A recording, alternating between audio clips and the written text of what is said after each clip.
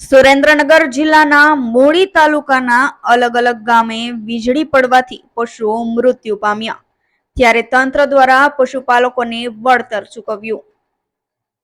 સુરેન્દ્રનગર જિલ્લામાં ગઈકાલે રાત્રે વીજળીના કડાકા સાથે વરસાદ વરસ્યો હતો, જેમાં મૂળી તાલુકાના ભેટ અને શરા ગામે વીજળી પડી હતી.